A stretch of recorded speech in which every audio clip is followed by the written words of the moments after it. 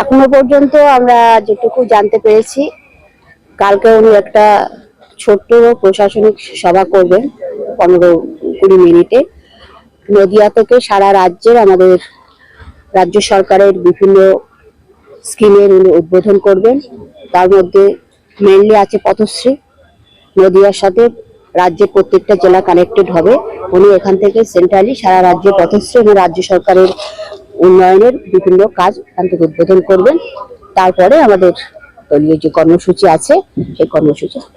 সবাই শিডিউল টাইমটা যদি কখন আছে নদিয়া জেলার মানুষ বা তারা মনে করছে টাইমটা এখনো পর্যন্ত? আমাদের কাছে যে শিডিউলটা আছে, উনি 12টার সময় আসছেন, জনসভায় আসছেন। হ্যাঁ, জনসভায় আসছেন। প্রথমে উনি শিলান্যাস উদ্বোধনটা করবেন, শিলান্যাসটা করবেন, তারপরে দলীয় সভা।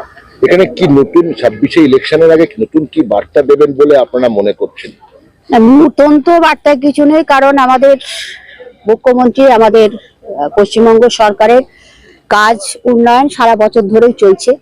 আপনারা দেখছেন প্রত্যেকটা জেলাতে উনি প্রশাসনিক সভা বা দলীয় সভা সবই করছেন। নদিয়াতে সেরকমই হবে।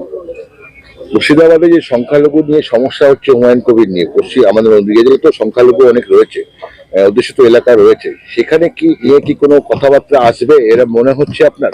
দেখুন, প্রথমত আমি ও বিষয়ে কোনো কথা বলতে চাই না, কারণ আপনারা জানেন যে ব্যক্তি মানুষটা এই কাজটা করছে, তিনি একবার বিজেপির সাথে গাঁটছড়া বাঁধছেন, একবার নির্দলের সাথে তিনি থাকছেন, কখনো দলের সাথে থাকতেন, দলের সমস্ত সুযোগ সুবিধা তিনি নিচ্ছেন, আবার দলের বিরুদ্ধে যাচ্ছেন।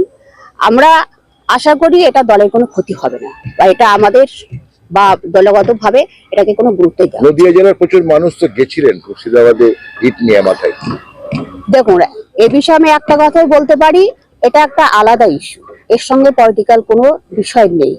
কারণ আপনারা দেখেছেন যখন রাম মন্দির তৈরি হয়েছিল, সেটা সমস্ত মানুষের কাছে একটা আলাদা সেন্টিমেন্ট ছিল, সেটা রাজনীতির ঊর্ধ্বে। এটাও তেমনই একটা বিষয়, এর সাথে রাজনীতির কোনো সম্পর্ক নেই।